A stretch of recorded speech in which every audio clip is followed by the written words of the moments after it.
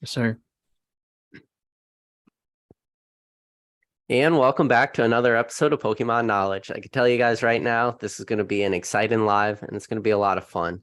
And, I think we throw around the words like, what does it mean to be successful in this hobby? Or what does it mean to really love this hobby? And all these like little nuances and stuff like this. But we are never really giving true concrete examples of it.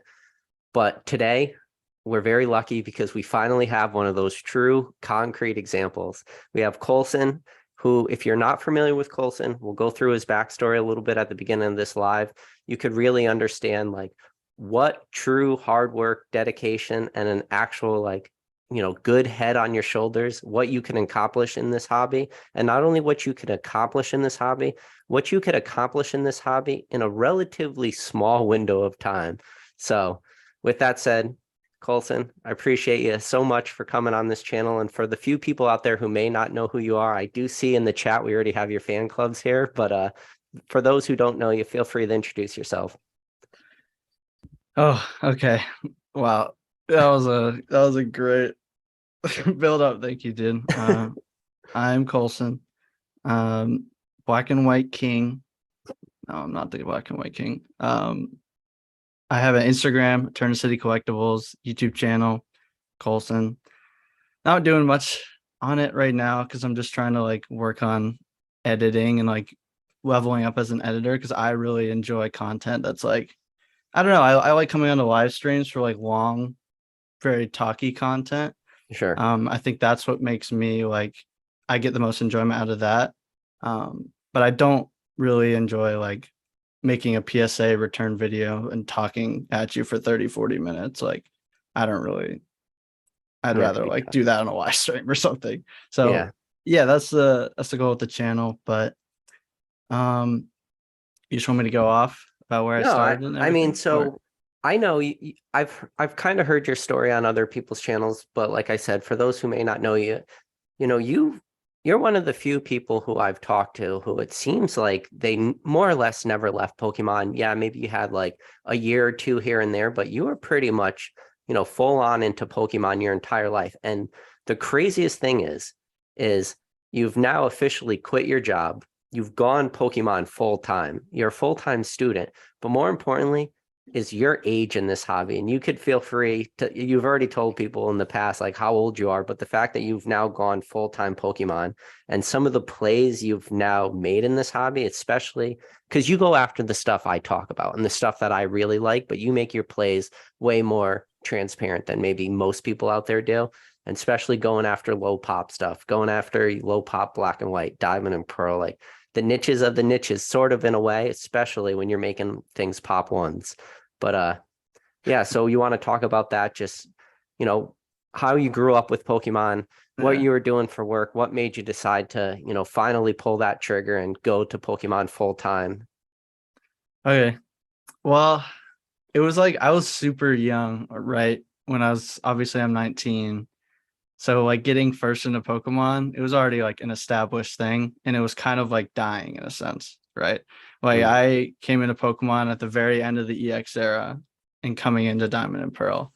Um, I just saw it on the TV one day. I was like, what's this? This looks really cool. It's on Cartoon Network or whatever.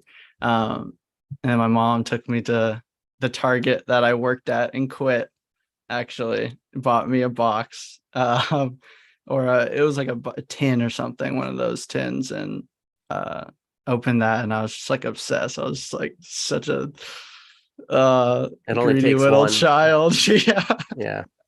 Yeah, so they weren't intending to spend a lot of money, but it became like the only thing I ever wanted, and that just kind of spun into like meeting other kids who like Pokemon at school. Because like one thing people I think misconstrue about Pokemon's like dead period is like it was dead, but it was still a huge IP. Like it was still, for me and everybody I knew growing up, everybody knew what Pokemon and Pikachu was. I knew so many people that would play the games or collect the cards or whatever. Um, it wasn't like it as dead as people kind of make it out to be sometimes. Sure. So yeah, and pretty much until I like stuck through it Here's this actually. I stuck through it all the way Oh, through okay, like yeah. Plasma, yeah. this is the Plasma my storm. open plasma storm. Yeah. Um, yeah, I was pretty much there from like Diamond and Pearl to X and Y to the end of like the Pokemon Go thing, which was amazing. It was so fun because I was just like alone in Pokemon for years. And then everybody comes back with Pokemon Go, and I'm just like, bro, I've already been here. Like, Yeah.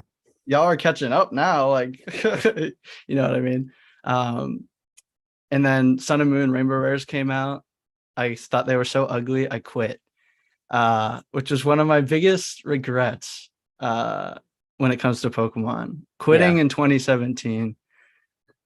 I was like, I was opening up like even in 2016, I was opening up like Diamond and Pearl packs and like Heart Gold Soul Silver packs for like retail, $4. Like, Sure. like You could because still nobody pick else them up really went. online on Amazon and Yeah. stuff. Yeah. Yeah, they were on Amazon. Call of Yeah. Legends for $3 on Amazon. Hmm. Please, like, give me that.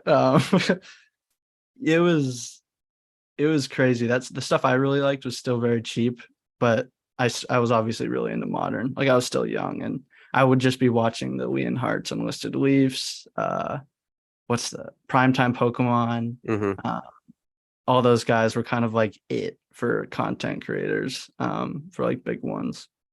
Sure. But yeah, So now man, I took let's fast forward a little bit. So now, yeah. you're working and obviously 2020 happens, 2021, you must be watching the hobby go pretty crazy. Now, Mhm. up to this point, have you started grading anything or were you still never graded? Because you talked about it on other lives. You've already at this point now had a little bit of a collection and you were keeping most of your stuff in relatively good Oh yeah. condition, meaning some of this, and you've talked about it, like some of the stuff you went back into your personal collection, pulled out some of, pretty rare stuff, reverse hollow stuff like that, and hit tens on some of this, which is hard enough to do pack fresh, let alone to tuck it away for a decade.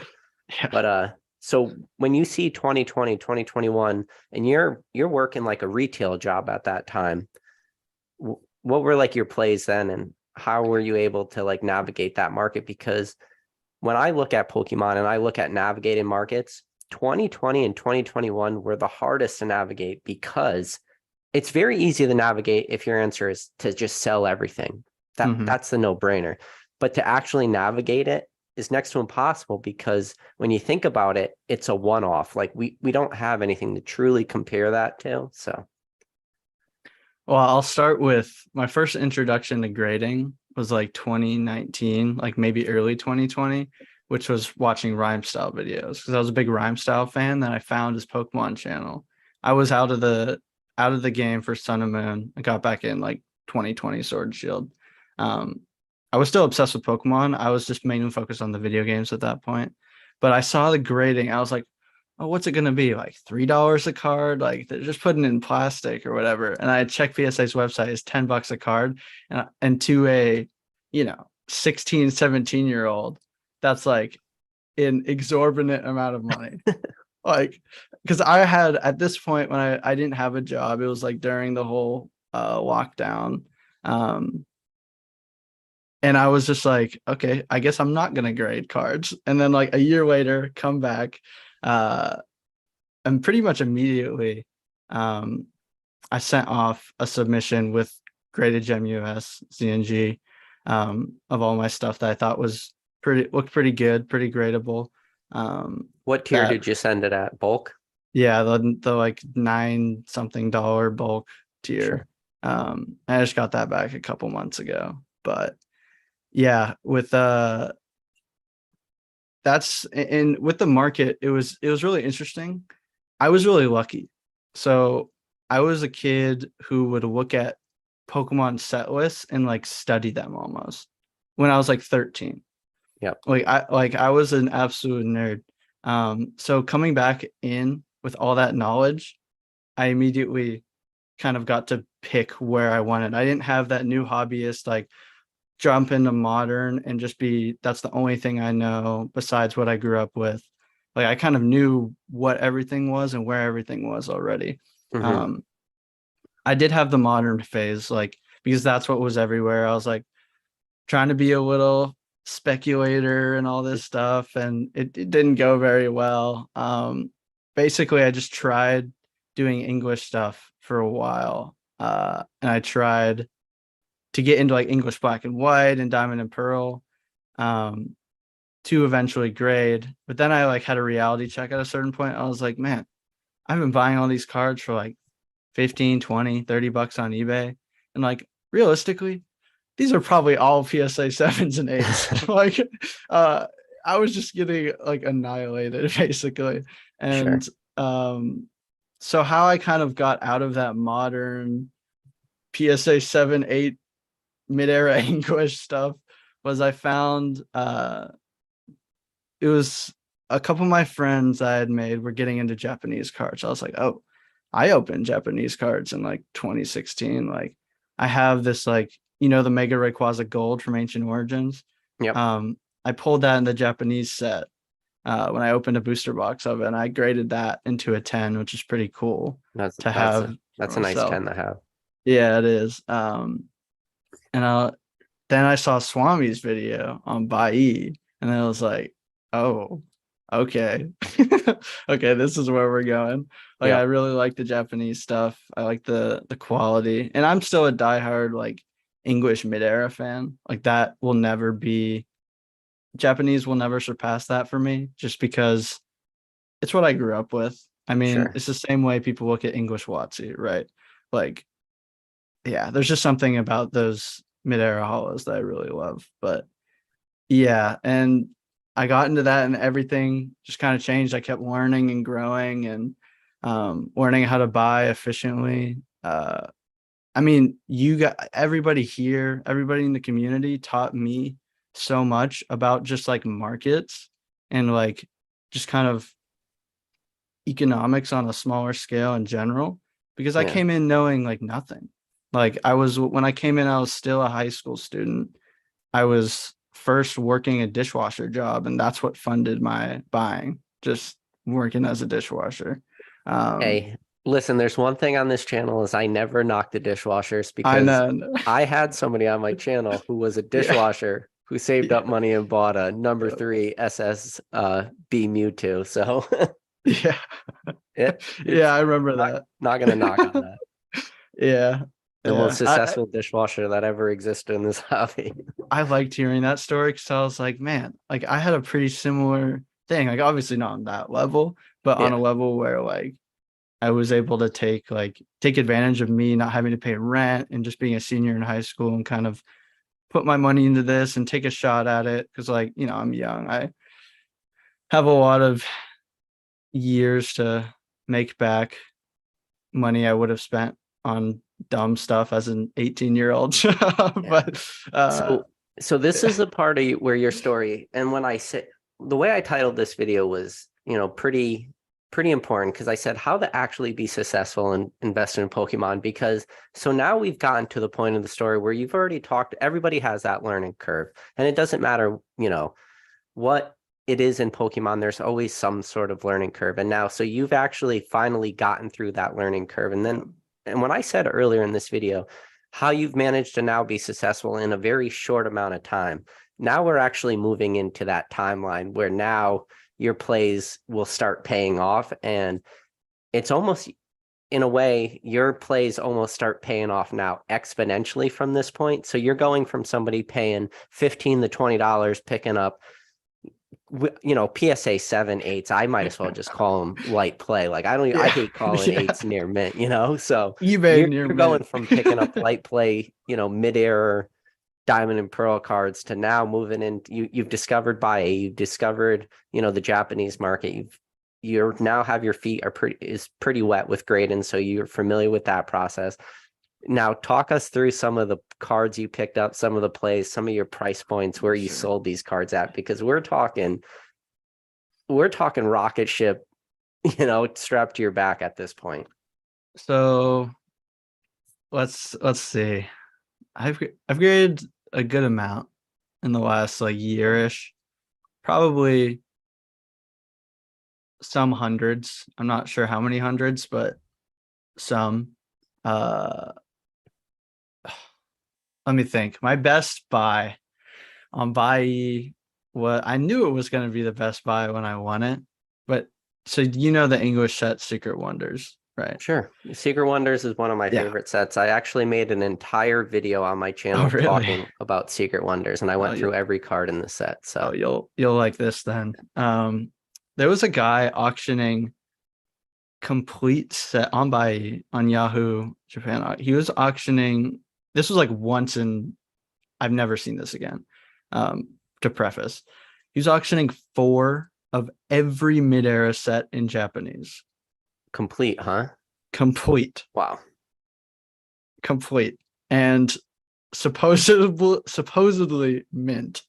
It was like from EX all the way through black and white and X and Y. I guess X and Y is even out of that, but yeah. So I didn't have much money at the time, like because I was like, oh, I'm gonna have to pay up big, like I took a little bit of a risk. Like, I had the money, but this was like me kind of really starting to spend. Yep. And I was like, shit, I need to make sure my credit card is like has enough. I have enough leeway on this. And this might not sound like a lot of money now, but to me, it was huge. I spent $800 on 4 complete sets of Japanese Secret Wonders. 800. That brought my cost That's such base. a great price though, $200 per Yeah. set. That's, you know. So, and that set's huge. That brought my cost basis down to $10 a holo, essentially, plus the 6 level X's I received in there too. The thing about Dialga. Secret Wonders is you just still have like the Hollow Charizards in it and stuff. Yep. So it's not just the level X cards. Like that's just, you know, that's icing on the cake. But the hollows of that set, you're talking starter Pokemon, you're talking Gen 1 Pokemon, you're Legendaries. talking Yep. that set is stacked from top to Huge. bottom. Yep. So So what I did, I picked out every card that didn't look like was OC, not gradable, whatever. And I listed it on, I was using Mercari. I listed it on Mercari, just one complete set of all of it. Like what they weren't like light played even. They were just like, this might not have a shot out of 10. I'm only really wanting to send 10s. Yep. I sold that one set for 400. So I already made back half my money, essentially being in for $5 each per card. And here's where it gets crazy. Those Charizards at the time in 10s were selling for 400. All of them 10. Venusaurs, like 150 to 200, all 10s. Blastoises, $200, $300 a 10, all 10s. Like I told my mom when I was buying this, I was like, Mom, like if this all looks good, I could literally turn like this into like 6, 7, 8 grand, like huge, like, and she was like, no, you're not. Hell no, you're not doing that. Like, no way. I was like, we'll see. And I still have some of those cards still laying around, a lot of those less desirable hollows like Gastrodons and Gallades, but hey, don't that shit was on like, Gallade, man. I know, but that gave me so much inventory to grade, and that gave me a lot more cash flow. And that was the one play. And I brought up this play not just because it was like the biggest and best, but because it kind of exponentially propelled me when it comes to cash flow, essentially, and when it comes to overall amount of capital I had to spend. So yeah, grading has been the crux of my business, like, entirely. And I'm not like afraid to say that. Obviously, I'm afraid if and when plastic, loses a ton of value. We're far away from that. Don't worry. But yeah. The market's not when PSA allowing goes that to happen. I know, if PSA raising price to $19, like, oh, I still got time, man. Yeah. No, so that's awesome. So you're able to, hit the Japanese Secret Wonder set. Oh, well, 4 of them, But now haven't you had a couple like now Diamond and Pearl random pop ones you've made, cards you picked up for $20 and sold for upwards of what, 2,000 to 3,000 for cards? Yeah. So I recently just graded some pretty well popped diamond and pearl hollows, which you can find on my Instagram. It was like the Garatina from a legend. These are all 10s. Garatina Legends Awakened, Garatina Hollow from Platinum. You have the Suicune from Secret Wonders. Mightyena Delta Species Reverse from Delta Species. Blaziken from Great Encounters. That's a beautiful card. Yeah, that's beautiful. And then I graded that Pop 1 Duskull Reverse from EX Emerald. And that one is like my favorite. That's like paramount. Yeah, it's not EX Emerald, but shout out to Swami. During Denver, I bought his Duskull Reverse Hollow from Sandstorm. So shout out to Swami. He gave me the friend's price. Hell yeah. Yeah, that one was really cool because none of the others I had pulled myself. I had all sourced privately.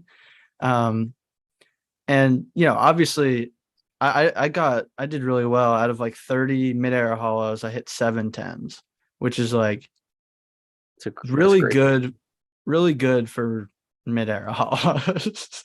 Yeah, especially because mid-air shit right out of the pack. I mean, you're talking 8 9, so maybe not that bad, but it's rough. I told people like this: if those had hit 9s, I would have been turning maybe like a cost basis of like 150 into like 250 or 300 if I got lucky. And they were like liquid enough to where they'd sell at anywhere between like 80 $100. But the fact that they hit 10s, that's turning 150 into like 3,000. Like, yeah, that's the thing with English, Vo Pop, even just a lot of English, hard to grade English in general. The 10s are insane multipliers, and they really will make up for all the 9s and maybe 8s if you hit them. That's the hard part though. Yeah.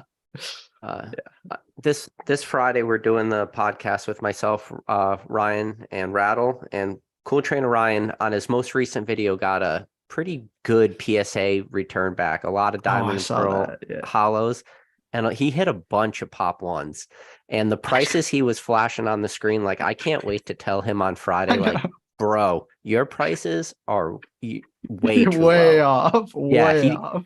Like, he's pretty smart. He understands like market, but he's definitely, I think it's safe to say he was pretty far off on some of those pop 1s he hit. Yeah. I think he's going to be pleasantly surprised. And some of those hollows even that were like pop 3, he was like $150. I'm like, no way, no dude. way. No way. I was like, bro, you just hit the jackpot. Because I got his number. I thought about texting him and be like, I'll take all those off your hands right now, man. But I can't do that though. He just posted on his Instagram, and like the wolves will come in like and absolutely dismantle him for those prices, bro. Yeah. Let's see. But yeah, man. So, and that's why I talk and that's why the title of this video is, how to actually be successful, and it's amazing at the timeline you were able to do it in, because it really is a short window of time. So now you've gotten to this point, and I feel like you've definitely found your niche, or at least you found the things that are working. But have you felt that you're now starting to, expand? Are you willing to take more risks now because that's like, there's 2 parts of this hobby. There's like the super safe route, and then you take that route and it usually pays off because most of the time anything safe enough plays out. But once you start getting those wins, you're like, all right, you know what? This money, when, rewind 3-4 years ago, you were worried about $10 a card for grading. Now you're looking at dollars and you're like, $10 means nothing. Now it's time to just do all these high risk plays. Have you felt yourself shifting, or have you been able to like hold yourself back and not let you do those more high risk type plays? Now I have a very spontaneous personality. And in some aspects of my life, it can lead to crash and burns. But in Pokemon, I just have fun. Even if it's in L, I don't know. Like sometimes I just like the long shots. Sometimes if I see a gold, like say like I'll see on buy like a Japanese gold star and it looks nice enough, I'm just like, man, fuck it. I'm gonna just whatever. Like this would be so cool to grade. And for me, how I look at it is, it's like, if I just graded modern character rares, art rares, easy stuff, like easy stuff that people are making money month over month over month. Even great margins for such a, low cost basis, low entry level play. That I could probably make the same money on volume doing that as opposed to taking a high risk flyer. Mhm. And I say high risk as like one single card. Lots are different. They're high risk, but there's a lot more that's going on there. And your risk is kind of like distributed throughout each card essentially and your cost basis. Whereas with one card, it's just like one, like you are paying up for this. For me, it's like I think it really helps with like branding and Instagram in a sense. Like when you grade this gold star and it's like that post pops off or people start following you or people look at you. Not that I care, but me saying more so just like if I just posted character rares every day on Instagram, it's like who would care to follow me? What do I Sure. have to show them? What cool, interesting stuff do they get out of engaging with me, engaging with what I do? Whereas if I post some, sub pop 10 black and white fort on my Instagram, that's like bam.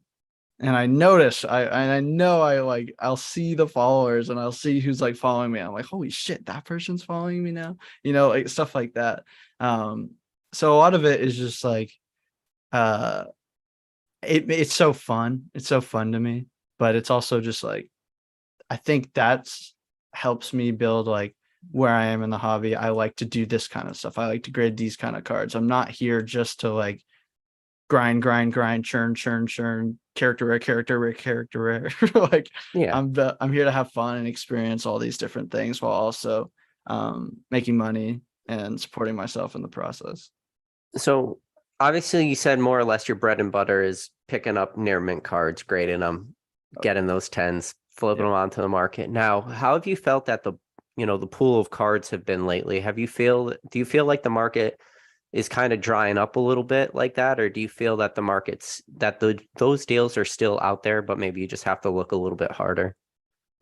So I don't know. People can disagree with me if they'd like. This is just my experience, but I talked to Rock about this. It's just like you could literally go anywhere in the hobby and plastic is creating opportunity. 100%. Like it is insane. It is insane what like I can go and look at cards from any era and be like, oh, there's a margin here. You know what I mean? So I think there's a huge array of cards. And sure, specific things are definitely drying up. Um, a lot of cards, especially Japanese cards, are getting like more and more expensive. Yeah. That you wouldn't have thought. Like look at something like Poncho Pikachu's. Um, those cards are doing insanely well in Japan right now. And the cards just keep ticking up, raw and 10 prices. Because that's something I was looking at like 6-ish months ago. And I look again, I'm like, shit, like I really want those cards, but I do not want to pay these prices. Like I'm not paying $1,000 raw for a Poncho Pikachu. Like But you did pick up a couple though, right? I did pick up one. Um, yeah, I picked up one where I bought it for like I was basically in about 800 on it, and I sold it for like 1,400 cash once it graded to 10. No, Um, not bad. yeah, so it was pretty good. The no eBay fees was huge, but that was like the one thing, and then they just started going up and up to where it like didn't make even sense to buy raw because that's what I'm seeing more so now in some places. The raw price in Japan is getting so high that the 10 price on eBay isn't even making sense to shoot for a 10 when you're like not shooting for very much, right? Yeah, right. Isn't that crazy? Yeah, it is. I don't know if that's like a market correction or if I don't really know what that card is because Yeah. usually you don't see that. I mean, usually you see a pretty big price disparity, but that is an outlier for sure. But all right. Do you want my spicy take for the night? Go for it. I This love is gonna them. be a spicy take. Let's So do it. one of the things we've seen happen more recently than not in this hobby is we've definitely seen a pullback across, across the entire hobby. Prices have retraced for a decent amount of stuff, and there's probably a lot of people out there who are over leveraged in Pokemon. A lot of people made poor decisions, stuff like this.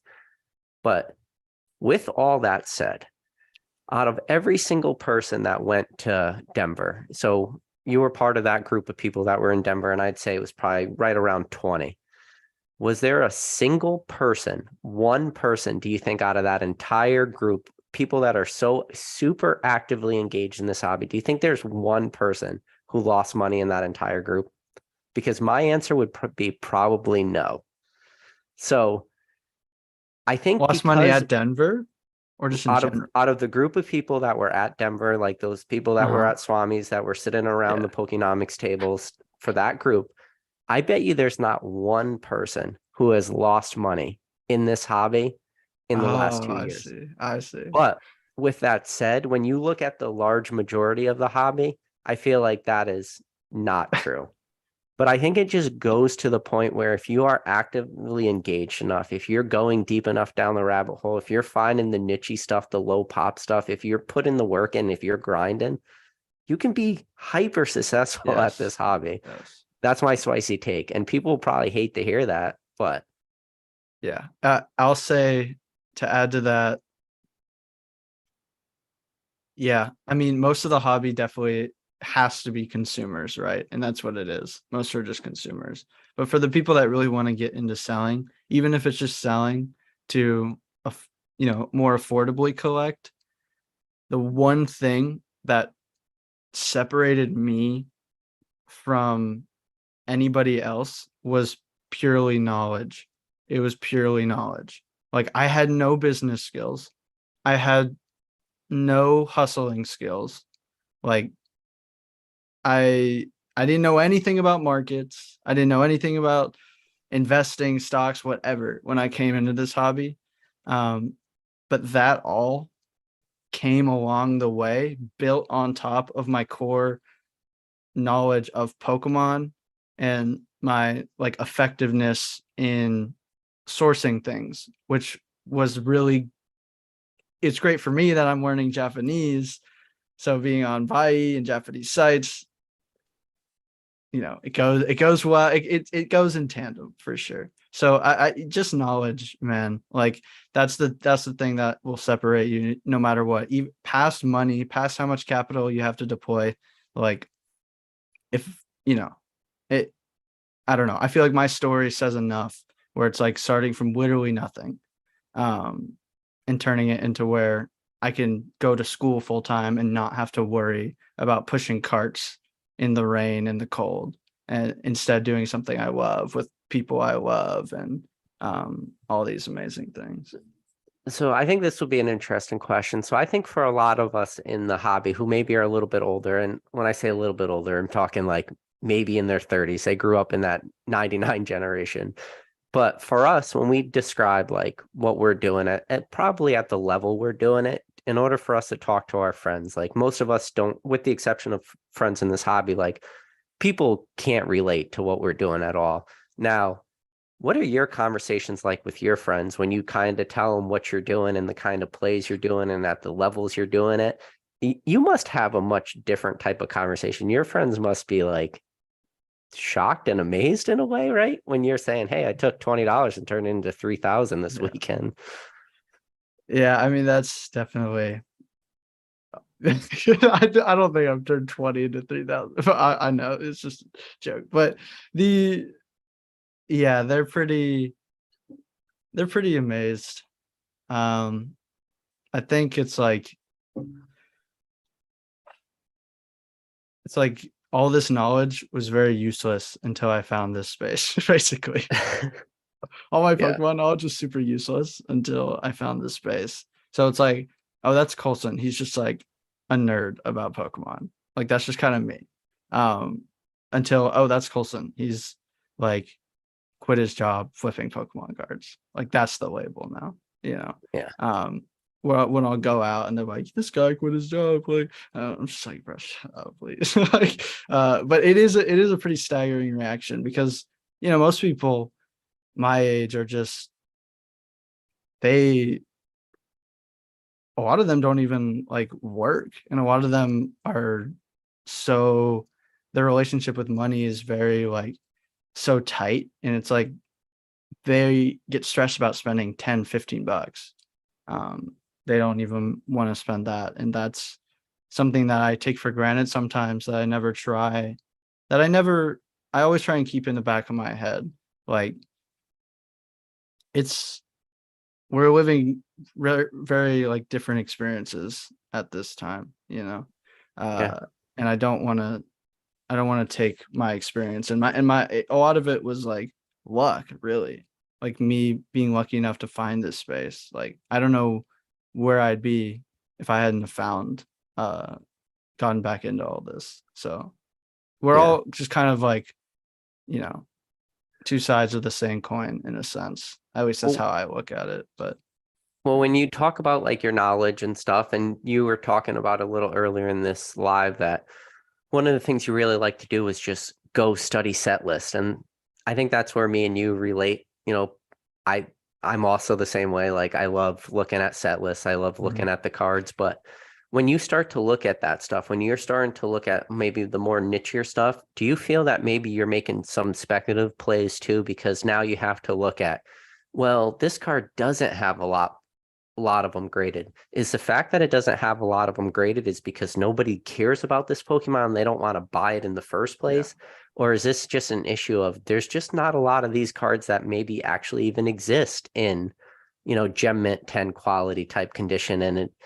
And if these cards did exist on the market, there would be a buyer pool for it, because I know anytime you're grading pop ones or pop twos or pop threes or four, anything sub 10, you're hoping that there is a very small buyer pool that exists on the market that's willing to absorb that card, but not only absorb that card, they have to absorb that card at a dollar amount that's worth it for you to put all that work in. And that work could be sourcing cards, grading cards. Do you feel that you're like, just overall, shout out to my channel, Poke Knowledge, do you feel like that's been like, kind of your secret formula in a way?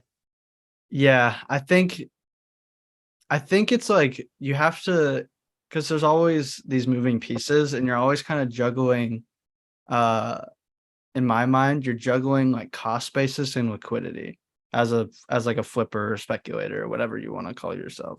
Like, those two things are kind of like the crux of selling. Like, how much you are into what you're going to sell and how easy it is to sell, because cash flow is like number one priority on my list of things to keep things pushing, basically. Because I know if I'm going to buy something that's going to take a year to sell, it's like I'd much rather go and take that money and buy something that maybe it's lower margin. Maybe I won't 3x my money in a year or 2x or whatever it is. But if I make 20, 30, 40, 50%, like 6 times within that year, or five, like 7, 8, not however many times, um, those returns actually stack up, and that kind of exponential growth stacks up way more than that once every long amount of time thing. So that's kind of what I've been, and honestly, I think a lot of it was really just luck when I first started. Like, I literally just jumped in and I started buying like Diamond and Pearl, Black and White, EX era. Like, that was like it, pretty much just those, focused on those. And I was like collecting it. Like, I started as a collector. Um, I was watching a lot of like all of you guys and Pokenomics. And I was just very focused on like the whole collecting investing thing. Um, Once grading open, it's like I transitioned into being more like collecting flipping. And that's kind of what I am doing now. And I just got lucky that there was just a crazy amount of demand that came in for like graded Japanese cards. And Yeah. whether that be from people here in the US or people in Japan or even people from China now, like there's been a lot of money coming into this market, like in this niche sector where I have been operating in for like, over a year now.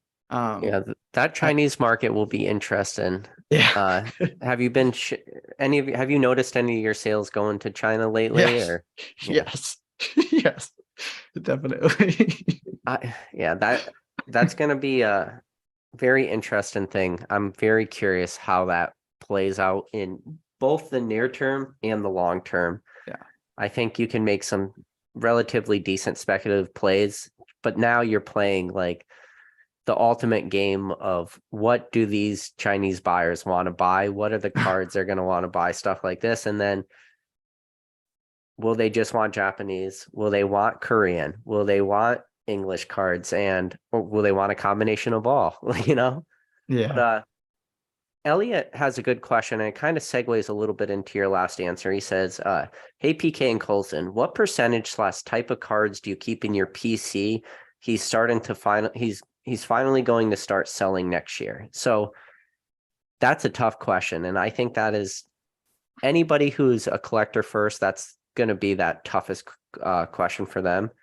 And the answer I always give for that, and it might sound pretty like simple, but it's just, if you're looking at your personal collection and you feel that your collection has no identity to it, meaning it's just a little bit of everything and you don't really have any kind of like strong feelings or ties to any of your personal, collection pieces, those are probably the ones you want to get rid of until eventually you start to make your collection have some sort of identity to it and something that maybe not just you're proud of, but something that you truly enjoy. And I find myself more often than not, well, not so much anymore, but there was definitely a period of time where I felt my collection like lost a lot of its identity. It was all over the place.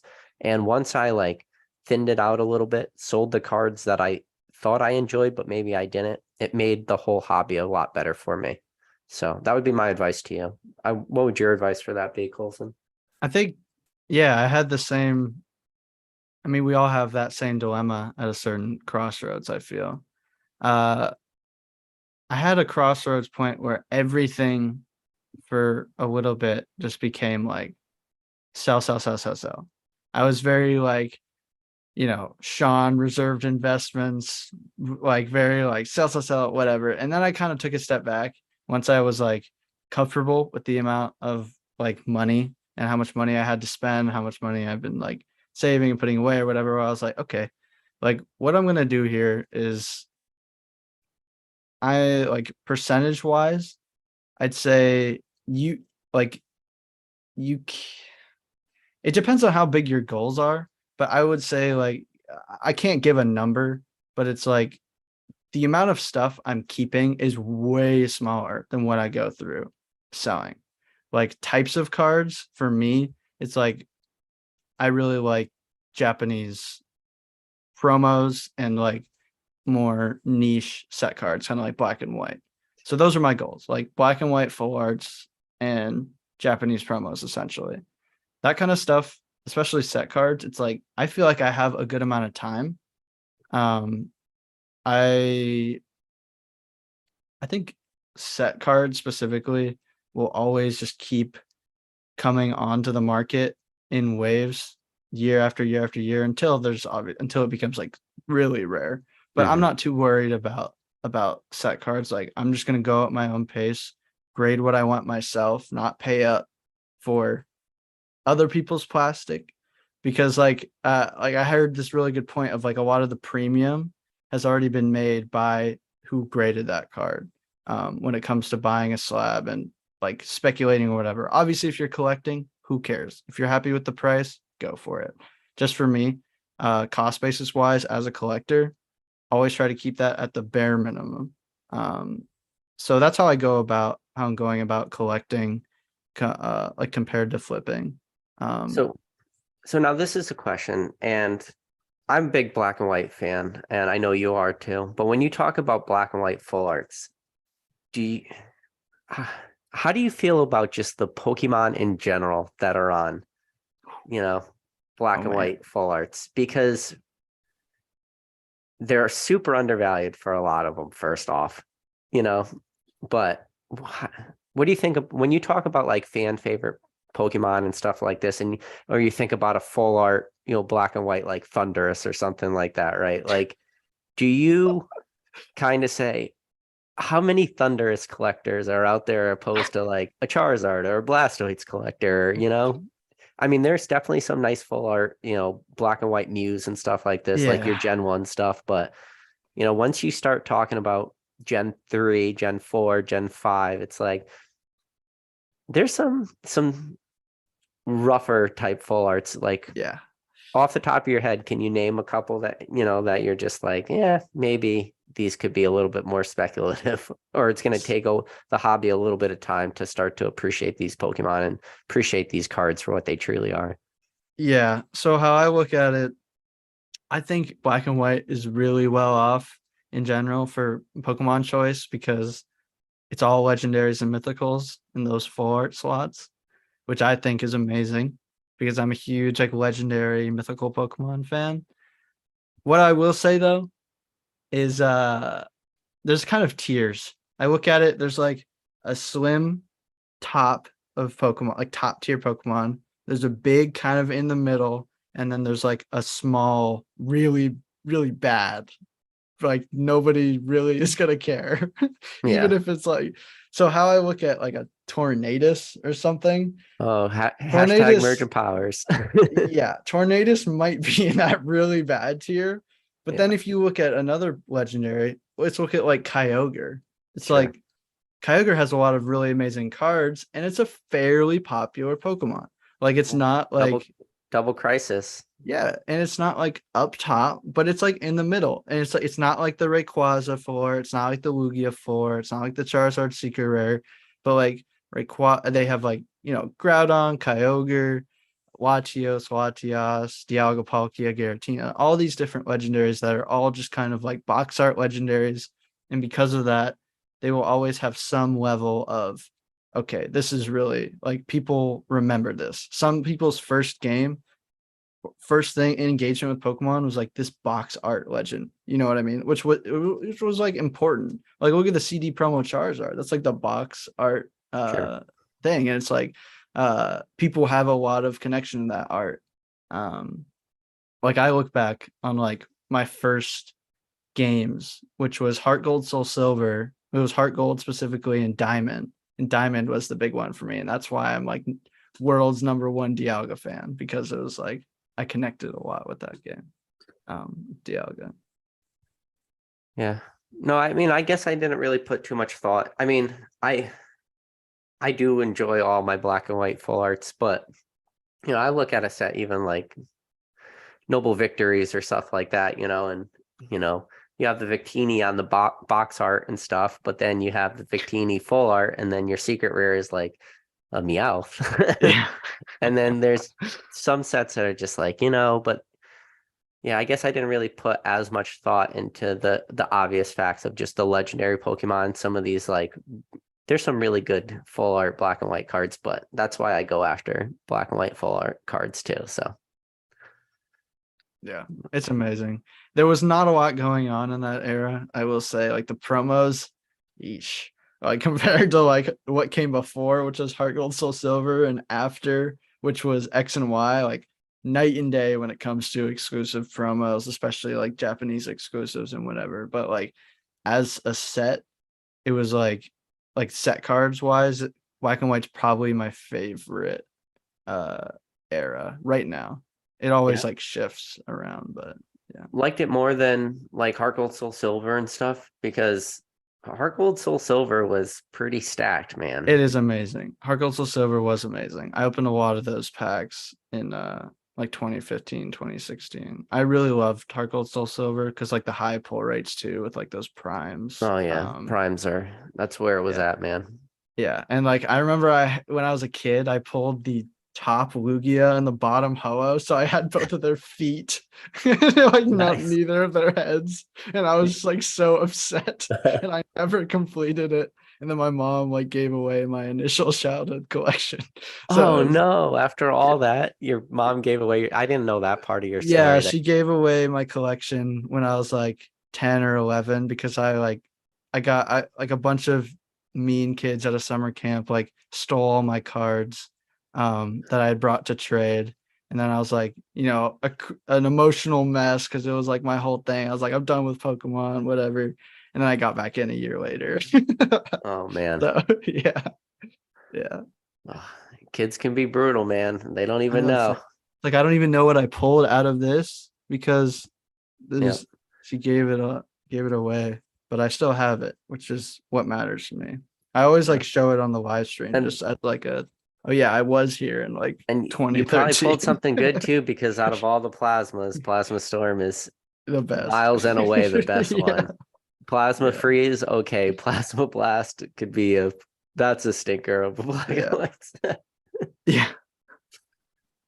Uh, but yeah, actually, one of my more, I guess this is going back a while ago, but Rusty did a Plasma Blast booster box break. So he was selling packs for like $50, and it was right after the Salamence from Plasma Blast, the nutrition fact error came out, Oh yeah. and I bought a pack art set from him, and I still haven't opened it yet, just because how lackluster Plasma Blast is. I'm like, I want to go nutrition fact error hunting, but I just don't even want to open these packs because what am I going to pull, you know? Yeah. For me, it's like Plasma Blast because it has the Dialga, which is Yep. like one of my favorites. Yeah. Jirachi is one of my favorites. And then that Genesect I really like. So it's like as a set, objectively, yeah, not good, not very good. But like Yeah. for me, I would say if it you has some wanted of a my favorites. Jirachi right now, you could probably go on eBay and pick it up between 10 and $15. So Oh yeah. yeah. Probably not like tenable though, right? No No. way. Yeah, But just you could, like yeah, yeah. for the binder. It's just that whole timeline. But like, if people wanted to like get a little bit more into the hobby and start really going the binder collection route and stuff like that, and start, completing sets, like there's a lot of sets in black and white that will be really fun for a lot of people to start collecting. And it's relatively cheap. And these sets aren't huge, like Mhm. they're not, yeah, even Yeah. like, I don't know, like a Legendary Treasures is only 115 cards, it's 113 card set with the 2 secret rares and stuff like that. So I'm jealous of that set in English because in Japanese, those alternate art hollows weren't hollows in Japanese. They didn't get hollows. really, Yeah, like okay, it basically every single set card besides the EXs and the 2 golds. It was called EX Battle Boost, the Japanese set. It didn't have that whole like Radiant Shiny collection. That was in a separate set, which was all like the cute stuff. It just had regular EXs, the golds, and that had a reverse of every card. And the reverse you would get like every couple packs or something. But it didn't have any regular hollows. And that's why I'm so mad, because it's like, oh, I'd love to collect those, because like the Legendary Treasures hollows have amazing arts, and they're all like they're not reprints, but they're like redone arts of cards they had done sure, throughout yep, the past. Like there's that Curum, and then there's that Charizard and all that they had done like the same card in the past, but they redid it in Legendary Treasures. That's a cool set. yeah. I like that one. Yeah, let me see if I can find it. Oh, is that I didn't even think to look behind you. So is that your current pile of recent grades there? Oh boy. What's he gonna pull out? Oh yeah, you got a gold card right there. Yeah. Speak of the devil. Yep. Yeah, these Yep. they're so gorgeous. These are like So, some of my favorite set cards. Holy. yeah. Both the Reshiram and the Zekrom just hit. And yeah, the Zekrom is definitely my favorite of the two too. So that card's even better for that reason. Yeah, the Zekrom is better. Yeah. But what was the grade for that? I didn't even look. 10. You got a 10 on it? Uh-huh. Nice. Yeah. So how did you source that card? Bye. Was it in a lot, or you picked it up raw? No, I picked up a bunch of those gold cards raw. Just because I was like, man, I don't know. A lot of this new back Japanese stuff grades pretty well, and these gold cards, I can't see people not wanting them. I personally wanted an unlimited set of them. So yeah, I crossed off the Dialga, the silver one in Japanese in my last sub, because I bought a couple of those. And then I just crossed off this unlimited Zekrom. I think it's like pop 13 or 14. Oh, wow. Good for you. Yeah, for my PC. And then I also graded like first edition copies that I sold basically. So that was the plan. So now I just need to find an unlimited Reshiram.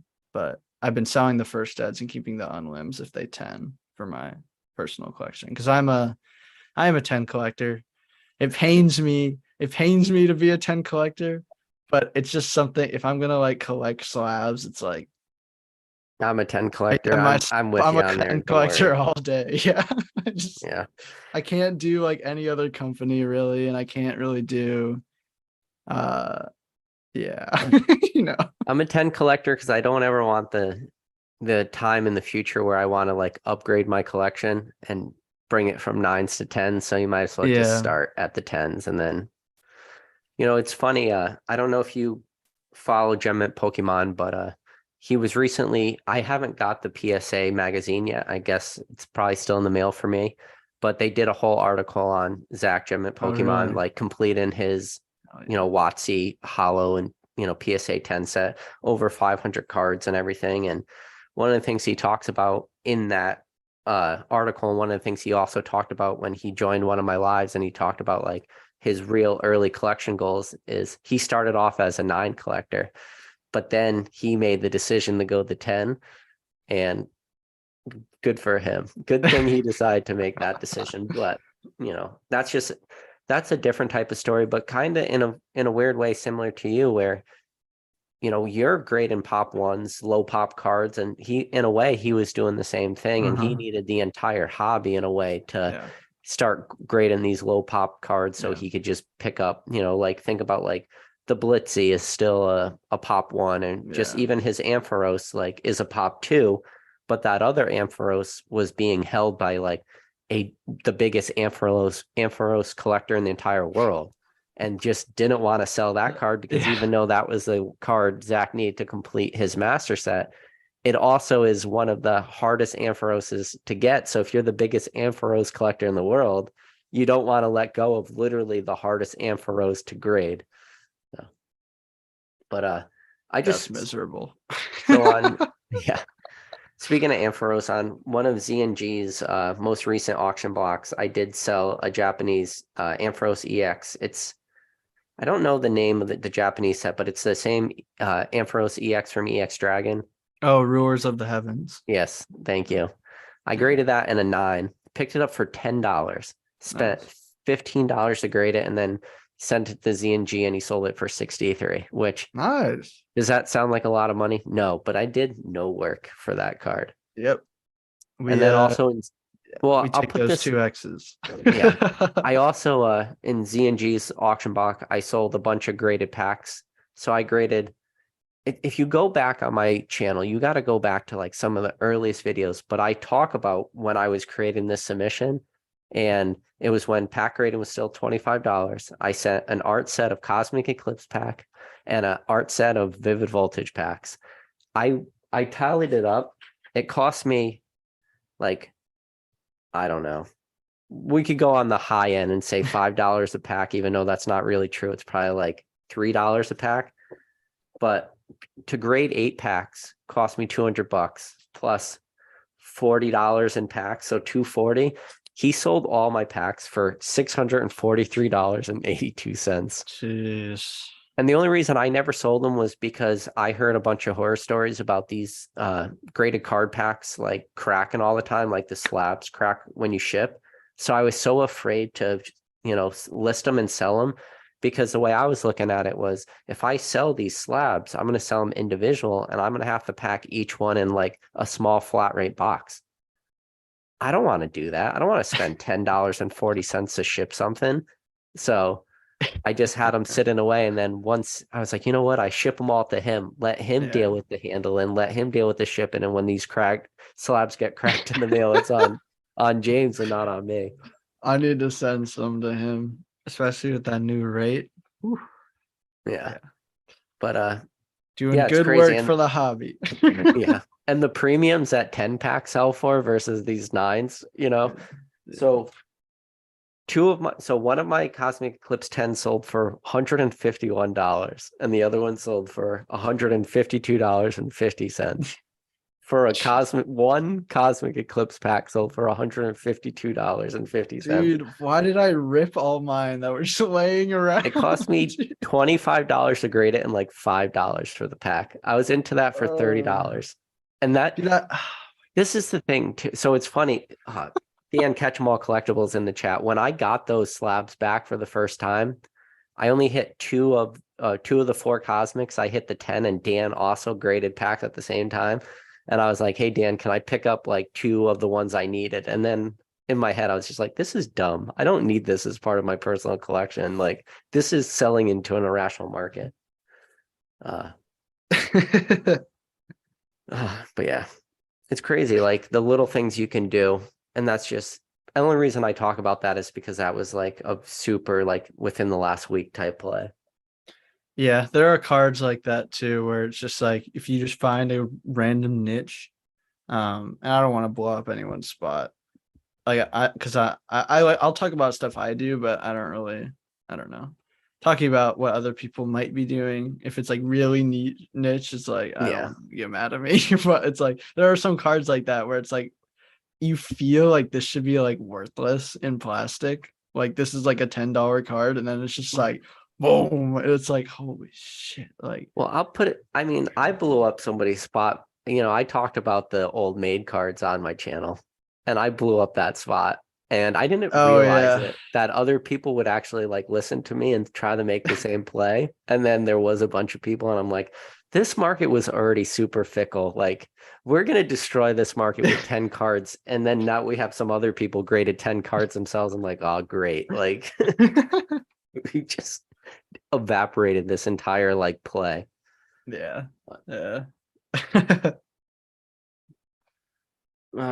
Skippy FX was asking about the pack rate and says, does the cuts on the seal matter? I have no clue. Can't tell you. I don't think anybody knows how pack grading works. I don't think PSA knows. My packs didn't come out of booster boxes. They came out of like blisters and stuff. And I was just like, oh yeah, they're in a blister, so you don't have a pack on top of it. So you're not going to have that like seam indent on the front. And yeah, nothing. I have no clue. I look at the 9s, I look at the 10s, and I'm like, the 9 looks better than the 10. I have no clue. I think it's going to work down if that grader got laid the night before. If he got laid the night before, he's super happy and he's going to give everybody 10s. If not, oh man. I saw a while ago, probably like a few months back, PWCC had the demo packs. I think they're 21 cards. They have all the shadowless cards in it. It's like one of the very early packs they were giving out at Pokemon Leaks and stuff. But either way, those demo packs, they're not like foil. They're like more like the plastic type stuff. And I saw one graded at a 7. And I was just like, how does a pack grade a 7? So that's shit. Yeah. I've never heard of that. I'm really bad with like niche watchy things. That's one thing. It's like niche. It's kind of it's same thing as like trainer A and B decks, but like those packs were just giving out, shadowless cards in it. I think it's funny. It's like me diving into WotC is like a WotC collector diving into like mid-era. Because like to anybody, because everybody, anything in mid-era is like niche to them. And then to me, anything in WotC that's like not a Dark Charizard or something. Like obviously I know the sets, but just in general, like I don't know any of the theme decks or other products. So it's cool to learn about that stuff because I just literally wasn't alive for it. So that is wild for me to think about, because just the same way you talk about Black and White and Heart Gold, Soul Silver and Diamond and Pearl, like those were the sets you were collecting as a kid. Like the sets I was collecting as a kid, like I was going to Toys R Us, playing in the Pokemon League on Saturday mornings, ripping packs of base set Jungle Fossil. So hell yeah, those are why like those sets. When I think of base set, I could probably, if I sat down, name all 102 cards. Like, I mean, obviously the hollows 1 through 16 are pretty easy because they're in alphabetical order, but yeah. That's cool. I could not name every card in because there's like so many sets that I grew up with. I was never like, you know what I mean? I was never like too attached to just one. Because there was never like a base set for me, right? Like one that kind of everything culminated from. I don't know. I do wish I had that experience though as a kid where Pokemon was like the thing and like the sensation. That's something that I felt for the first time with the Pokemon Go thing, because I mean, you couldn't get away from Pokemon Go when No. that game came out. Yeah. That was insane. Like I would even walk through the city like 2-3 years later, and I don't live in a super huge town, but on like a Pokemon Go community day downtown, everybody's just walking around staring at their phones. Like even after release, like the like demand for that game and just how many people loved it was insane. So that was cool to see. Like everyone come around. It's just cool to see everybody kind of come, and Pokemon's like the common ground where you all kind of meet. Which I think is really cool. So let me ask you, how do you feel about, I talked about this on one of either my last live or the live before. How do you feel about the fact that Ash Ketchum isn't going to be like Oh man, the main character anymore? Are I'm you sad you're not depressed. I'm depressed, dude. there? When I saw that, I was like, I had to do like a double take. I was like, no way, bro. Like this kid, like I have like my mom has pictures of me like dressing up as Ash when I was like for Halloween, and like I showed on the basic live stream the little Pikachu plush that I had like taped to my shoulder. Oh, that's I still awesome. have it. So Ash was like the most important cartoon character for me, and it's like 'cause he just was there the whole time, like he just kept on going throughout every generation. I kept on watching his story, and obviously it's kind of hard to get through Pokemon nowadays, right? It's kind of hard to get to watch, like Yeah. especially some newer stuff. Like I can't personally do it. It feels like I need a kid. Like I need to have a kid, and So I whenever have a on it, kid I'm and I like, put it on in the background and yeah, it's hard for me to watch it. And some of these seasons are they're like 52 episode seasons and stuff, they're not, speaking of black and white, like season, yeah, that's like a it's like 52 episode season, it's like one of the longest running animes ever. Yeah. Like, but it's insane. It's literally been like 2 decades worth. Oh, Yeah. moving on, getting close. Yeah, that's crazy. But now, if there's anybody in the chat, if you guys have any questions for myself or Colson, now's your time. I try to answer a few of them. Hell yeah. Yeah. Swag Daddy said, so the 9-year-old buying Battle Styles is gonna want the booster box for $800 when he's 20, right? Well, I want, if I could get what's a set I really loved? If I could get a Holon Phantoms booster box for $800 right now, I would purchase that. Yes, I would purchase that. You ever I pull any there gold stars as a kid? never. I pulled No. some EXs though, like the Mew EX from Holon Phantoms. That's one I remembered. I loved that one, and like there's like a couple cards I look at, I'm like, I remember that, because I obviously don't have my childhood collection when I was really young anymore. So it's cool to see like the Jirachi Hall from Deoxys. Um, I It's so cool, cards like that where you have that like history with. So it's like I understand it. That's like my common ground with like WotC people and older than me. It's like I understand the nostalgia and I understand the love, even if it's like it doesn't do it for me, right? Yeah. So No. So the Holland's Phantom Mew that you talked about, do you still have yeah, that Mew card? no, I don't. No. I need one. I need to Yeah. replace it. Yeah. Yeah.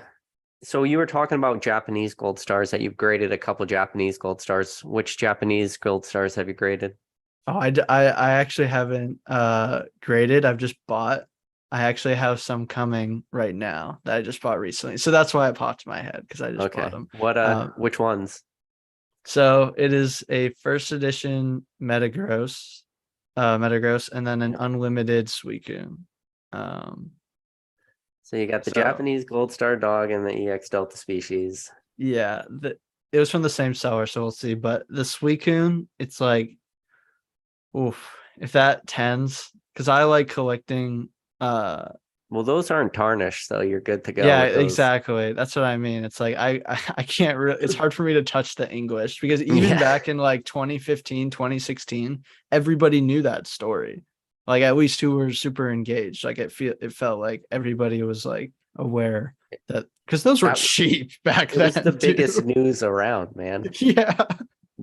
Yeah, especially after like the whole Gold Star boom and like the 2014-ish times. Like Gold Stars were kind of the card.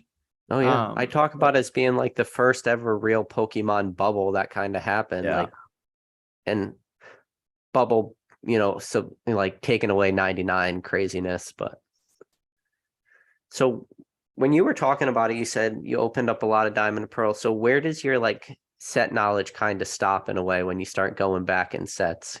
Because you're still there for, late Nintendo stuff if you're opening up Yeah. Holland Phantoms and Yeah. Diamond and Pearl. So do you go back even far enough to like Ruby Sapphire, or are you able Yeah. do you go any WotC? Like No, there's so you nothing. I you didn't have literally start at anything. Ruby Sapphire. So once Nintendo's Yeah. like, here, hold my beer, we got Yeah. this. Even like some Ruby Sapphire, I remember having some cards and being like, what is this ugly ass yellow border? Like, what is this?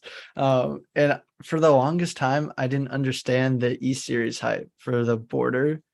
But now those are some of my favorite hollows. Like E series, I love E Yeah. series now. That was like the one area that I had was completely blindsided on and didn't know anything about.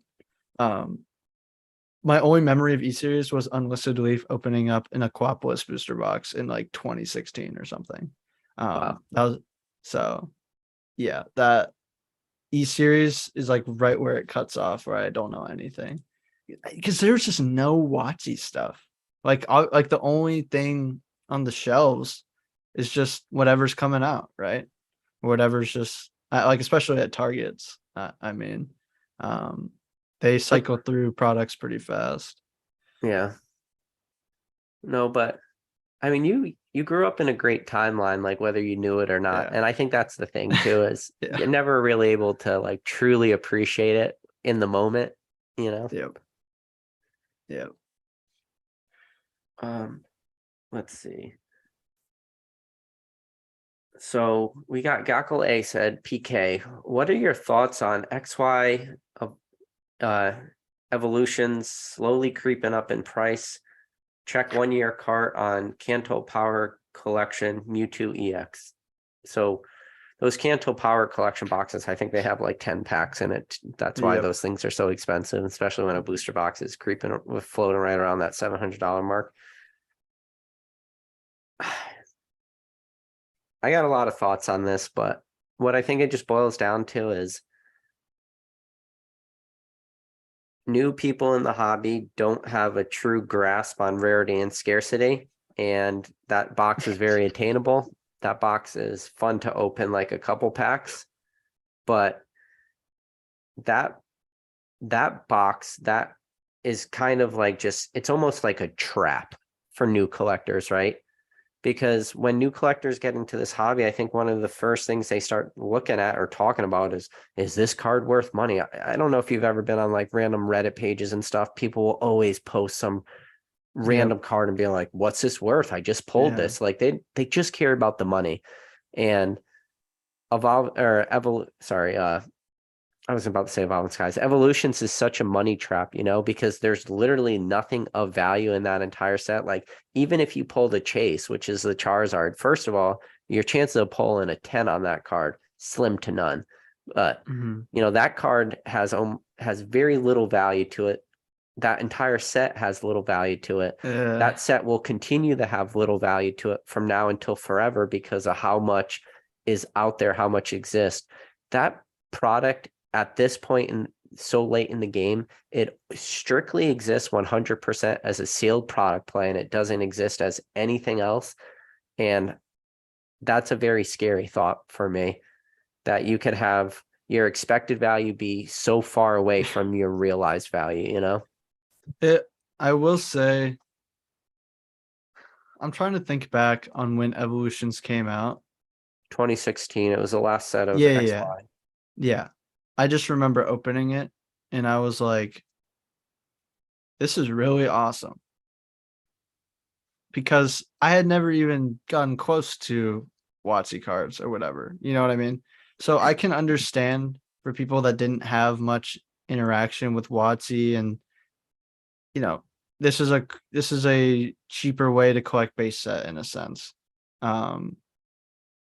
That I can understand, but what I don't understand is how expensive it is if the whole justification for it is people wanting to open it to have fun.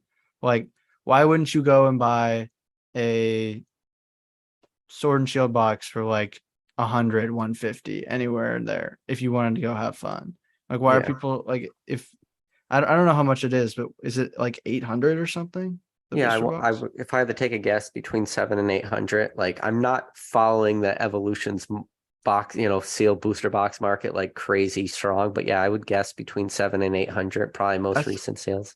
that just goes past casual Yeah, like that's buyers. Like, go look at a lot of those XY sets before it and way less than that. It's like, it doesn't make sense to me. Like, that doesn't feel like casual collectors casually spending money. Like, that feels like a lot of money to me. I don't know yeah. if I'm wrong, but like, No, I don't know. Yeah. I think it just depends on what part or what's your timeline in the hobby, how do you remember that, Yeah. Like the way I remember Evolutions is just being in everything forever. The same way that Battle Styles and Chill and Rain and Fusion Strike is probably going to be in every single product for the foreseeable future. Who knows with this MSRP price increase? Like that's a super speculative thing too. Have you been following that at all? Like the MSRP price increase? Mm-hmm. What do you think Yeah, that, I how do you have. think that's going to play out for products like that? That's going to have old I said Sun and Moon. What are we on? Sword and Shield. Are going to have old Sword and Shield packs in it and stuff. Do you think they're going to just remove all those packs because of this price increase? Or do you think they're just going to say, oh, everything costs more? Uh, I think they'll just, I mean, we've never seen them not repack old packs into new products.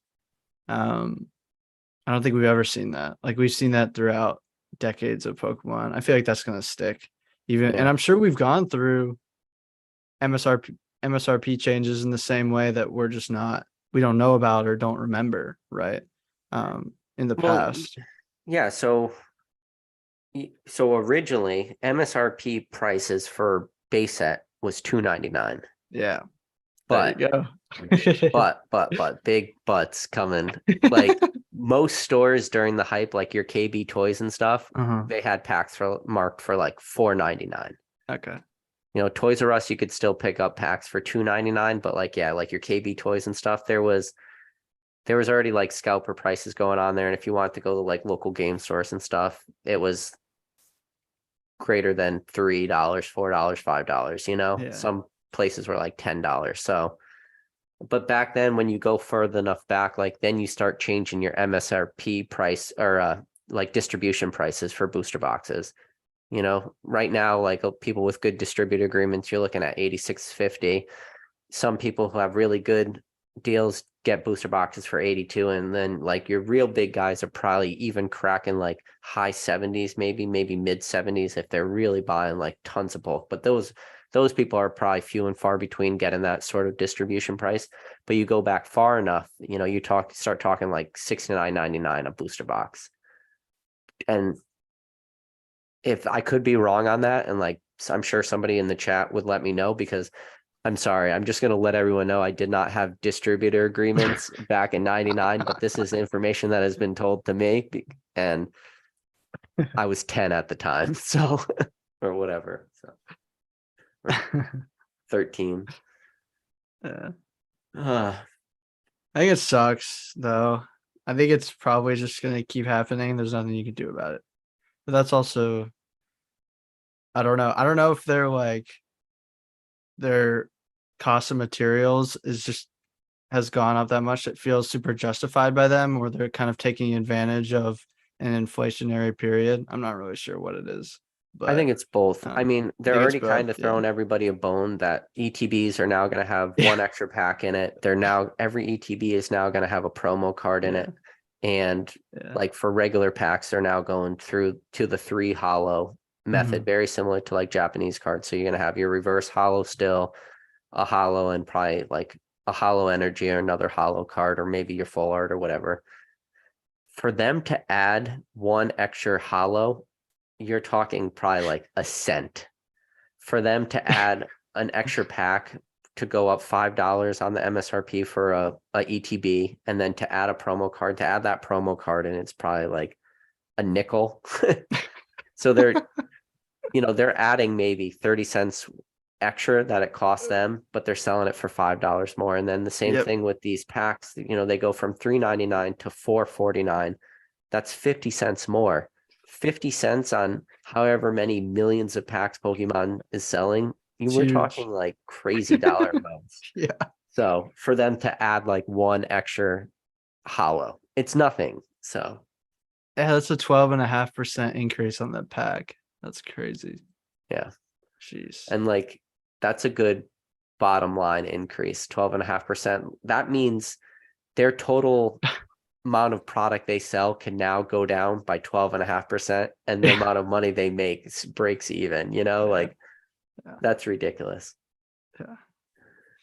But I think, and this is one of the things I've always talked about, and I'd be curious to have your thoughts on it, is one of the things I always say is that Pokemon has this like, giant red button, like the nuclear option at any point, where they could hit that button and just make money, whether it's reprinting stuff or just adding like crazy Pokemon, like we saw what happened with the Charizard UPC. Nobody ever talks about the fact that everybody wanted these things. They were begging Pokemon for them, and Pokemon literally just printed enough to give everybody the one, as much as they want. And then Yeah. people lose their minds and they're like, oh my God, it wasn't investable. It wasn't all this stuff. It's like, bro, you were asking for this. Like Pokemon gave this to you. You know how much money Pokemon probably made off of like Charizard UPCs? I know. Like just printed. Yeah. Selling those things for 119 on Pokemon Center, like printed. They made so much money off those things. But that's the thing. Pokemon, if they wanted, you know how much money they're leaving on the table if they do not print Evolving Skies? I think there's a high likelihood of a reprint in the first quarter of next year, but I don't have a guarantee for that. But if they don't print Evolving Skies, leaving money on the table. Like right now, if Pokemon, send a bunch to distribution, every person that has distributor agreements, when they call up the distributor, they're just going to say, I want as much as you can give me, which is always scary words. If Pokemon's like, oh, well, here's $1 million. They hit the Roaring Skies button. Yeah, hit the Roaring Skies button, or imagine if they Roaring Skies, Evolving Skies at the very end. Yeah. Oh, that'd be hilarious. Because Roaring Skies went up to what? Like that pretty much where Evolving Skies is right now, right? And then it got reprinted. Yeah, it hit 4 and change a booster box. Or two, or maybe it was 280. I think it was like, I think it was like 283 around there. Yeah. Yeah, 280s. So yeah, right around where we are now at the 280s. But I mean, if Pokemon really wanted to, which is extremely highly unlikely that they would do it, but they could always reprint like Team Up and just say, let's see how much money we can make in 1 month's time, which obviously stuff like that becomes super unlikely and like next to impossible at this point, but they could. Or if we're still seeing Cosmic Eclipse packs in boxes, right? Like the only, as recent as the Arceus figure collection boxes, we saw Cosmic Eclipse packs in it. All Team Up is removed is Team Up, Unbroken Bonds, or sorry, yeah, Team Up, Unbroken Bonds, Unified Minds, Cosmic Eclipse. It's not that far away, from Cosmic Eclipse, and everybody was okay with Cosmic Eclipse being in the Arceus figure collection. We weren't too far away from that, Cosmic Eclipse pack happening to just be a team up. Yeah.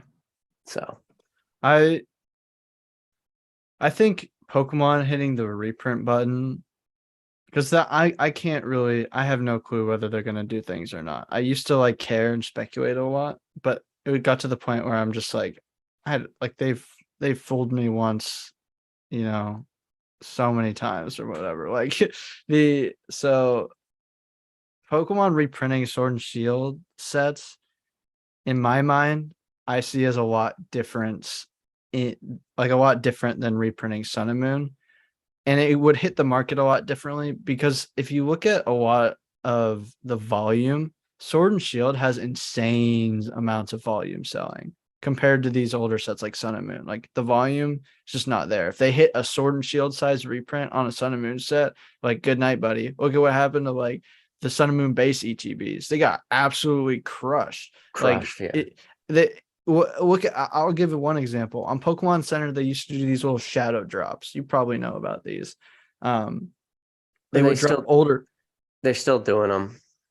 Yeah, they still do it. They used to do them in like pretty high frequency. They would drop these older products.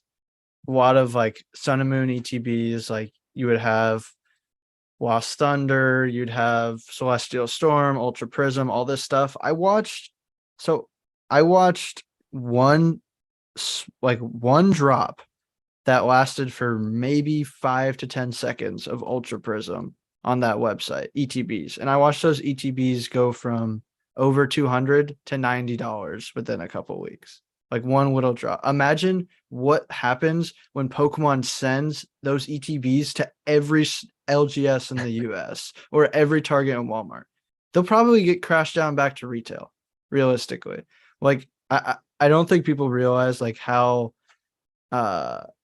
these older sets are very, like, they are expensive, but there's not like a ton of it transacting compared to Sword and Shield. So reprints mean a lot more to those sets, especially when people can buy them for $80-$90 from the distributor. Like, well, Mason brought up the point in Professor Oak's Discord. He said that Rebel Clash, which is a Sword and Shield set, all the Rebel Clash's booster boxes, it was either in the month of October or November, all booster boxes combined only equaled like 20 booster boxes sold for the whole month. Yeah. There's 30 days in a month, meaning there was less than one per day sold. And that is a Sword and Shield era booster box. If you saw a reprint of like Rebel Clash, which is already a pretty trashy set, that's why we call it Rebel Trash and not Rebel Clash. Like if you saw a Rebel Clash full reprint, that thing would have like evaporated the price. Yeah. Definitely would have. And I mean, we saw big reprints hit Sword and Shield block with, Battle Styles and Chill and Rain, when we saw Chill and Rain drop below $80 or drop below that $80 mark, like a pretty tough mark to drop below. And Chill and Rain is still a fucking good set. When you look at it, when you look at all the alt arts and you look at all the hits and you look at expected value, and like one of the people always say, like, what's a good baseline when you think about value of sets? A good baseline is just cards over $20. That's like super, super simple. You pull them back like everything you need to know, and you're just looking at cards above $20. Chill and Rain had a bunch of cards still at $80 a booster box, greater than $20, which means that booster box at a point actually becomes undervalued, which we have these weird timelines in this hobby where stuff actually starts becoming undervalued, and eventually you'll have market corrections and stuff when like the EV, the open stuff is close to break even. And then sometimes if you hit the big hits. So, But, have you seen any good questions in the chat? If anybody has questions, make sure you add me so it highlights it for me. Yeah, that's the hard part, is finding them. Yeah. I need more question marks, guys.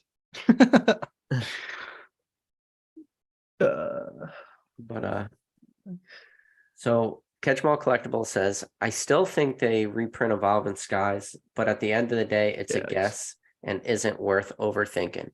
Yeah. Bro, anybody that makes it an hour and 30 minutes into lives, we're gonna overthink stuff just because this is what we do. But now the question is, are we gonna overthink stuff versus do we really care at the end of the day what happens? Those are two different conversations. I enjoy having the reprint conversation because I Yeah. enjoy it. Yeah. Because I like to speculate. I like That's talking about modern too. Not like hyper speculation, like this set's gonna go up this percentage in this amount of years, because I hear people say stuff like that and I cringe like yeah. really hard. It's like, just don't be so sure of yourself and everything, man. We have little to no control on any of this stuff. We're just doing what we think is right, but don't like always come into it with the understanding that like you don't have all the information. You don't know what Pokemon's gonna do. You don't know what people are gonna do. Just make your best guess, but I don't know. That's the thing that troubles me with Pokemon like investing a lot. Like I'd rather personally just go and build up positions and index funds, mutual fund, like all this stuff. As obviously a lot of it has to do with like my age too. But I also enjoy just like flipping more than putting something in the closet, which because I thought for a long time I really enjoyed just like throwing it back in the closet. And then it came to a point where I was like, man, I don't really enjoy it. Like I like the activity side. And and it is zero knocks to anybody who like likes to throw stuff in the back of the closet, invest, whatever. It's zero knocks. I'm literally just talking like from my personal perspective, and how I like have learned to interact, because I feel like I've gone through waves of like every different type of hobbyist collector, and I've had times where I've been all or none. So yeah. Yeah. John Doe was saying Pokemon Center just recently released some tins that had like Team Up to Lost Thunder and Ancient Origins in it. And it's funny, if you go back to my very last live, I want to say, I literally called that. I said, just so you guys know, like follow Pokemon TCG drops on Instagram, because I had a feeling all these things were going to hit. And literally the very next day, the tins that John Doe are talking about dropped the next day after I made that video. So Ooh, that could be part of like just clearing out inventory and making stuff available for holidays too, or just clearing out their backlogs. yeah. I saw people saying they're still doing what I referenced with the Pokemon Center drops. I didn't know they were still doing it that frequently. That's crazy, because I remember they had like a long time where they didn't do any. Yeah. And it's like it was like I would spend way too much time just sitting on my computer like during the whole pandemic and just like staring, waiting for a Pokemon Center drop. But like 90% of the time the bots beat you to it. Like they were like cook groups. You know what those are. Yep. Like the whole flipper discourse that people pay for, like those people put like that, those kind of drops were one of their biggest like hot spots where they would just buy cases and all So that. this is what's currently, so what you were just describing, this is my current Pokemon Center cart, and I wasn't here able we to check go. out. This is what's currently sitting in my cart as we speak. Yeah, there you go. Nice. I have 4 Forbidden Light ETBs sitting in All my right. cart from Pokemon Center as we speak because I wasn't able to click fast enough. Well, Good luck. Good yeah. luck. I still have a decent amount of Ultra Prism ETBs from those. Let me go check how many. So are you like, so what do you, if you have some Ultra Prism ETBs and stuff, are you a sealed product collector a little bit then? Or are you just kind of dabble when you see a good deal? To be honest, it's like too lazy to ship because I hate shipping big things. Like whenever I ship a box, some like big boxes, something always goes wrong, and uh I I'm always with never have the right size box. So listen, I'm with you. I literally just told you I didn't want to ship out a graded pack slab. So I'm with you. yeah, I'm yeah. with you with shipping Like, out bulky stuff. I still have some hidden fates that I need to, because things sell and I just forget to relist too. Like hidden fates. I just had a hidden fates ETB sell for 160. I sold it like a week ago, which I was like, damn. Like I'm very happy selling it for 160, but I thought it would just sit there for a longer amount of time. Um, Uh, yeah. Gakale said, why would they print Evolving Skies? Because they would have to sell it at the lower MSRP. Why wouldn't they like print all new stuff? My answer to that would be we have an entire quarter of the year that Pokemon needs to sell stuff. They can't just not sell stuff for the entire first quarter of 2023. They need to make money. And the best way to make money is to reprint stuff that's in demand. And Bob and Skies, Brilliant Stars. Speaking of just in demand, this is kind of somebody asked me on the last live I had, but well, I'll give it 5 minutes. We could talk about it because I have a feeling you would know way more than me about it. So what's your thoughts? One Piece. Yeah, what's your thoughts? I only got one boost. I paid way too much for this. Really? Well, Under because so it's funny $140. because of the not because of the card game I was meaning to, but the card game once it came out in Japanese, it gave me the push to like, hey, I'm gonna actually start reading One Piece. So now I'm reading One Piece. I'm like 300 chapters deep out of like 1,000. Um, I don't know. I talked to Basic about it a bit.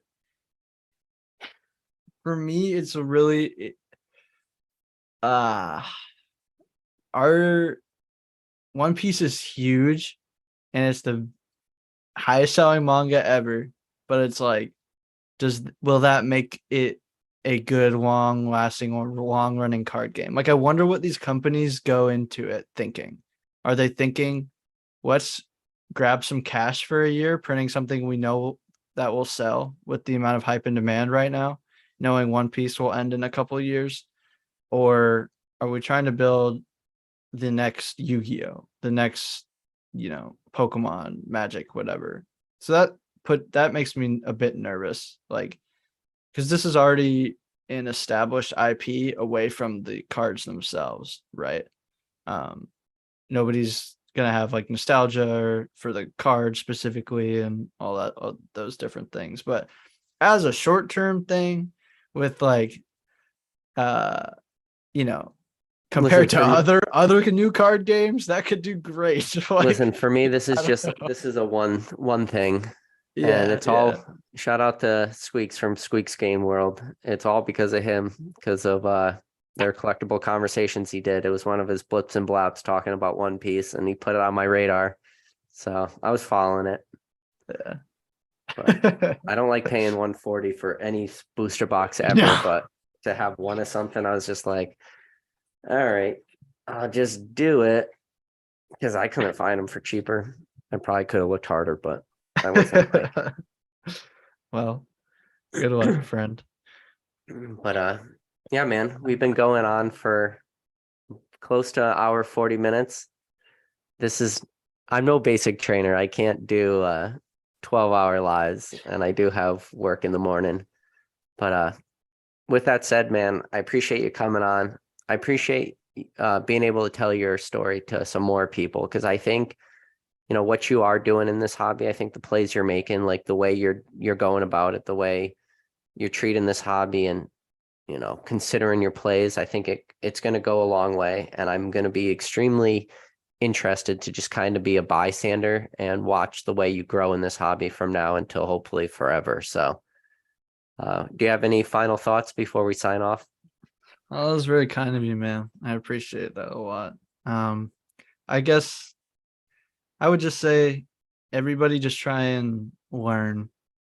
Like, no matter what you do, like in this hobby, no matter what you know outside of the hobby, it's like knowledge has always been what has I felt given me some sort of upper hand or advantage. And I'd say, right, like go look at some pop reports, make some spreadsheets, look at some set lists, just really put on some lo-fi music and go at it, basically. That's my advice to anybody really trying to get into this seriously. So yeah. Perfectly put, man. And again, thank you for joining the chat. For everybody out there in YouTube land, if you could do me a favor, hit that like button. It'll help out the channel a lot. Hit the subscribe button if you made it to the end of the video. But more importantly, down in the description of this video, there's 2 links. One link for Colson's YouTube channel. I recommend you go and giving him a subscribe. And then also a link to Colson's Instagrams in the description of this video. Give both of those a subscribe. But with that said, guys, appreciate every single one of you. And we'll catch you on the next video.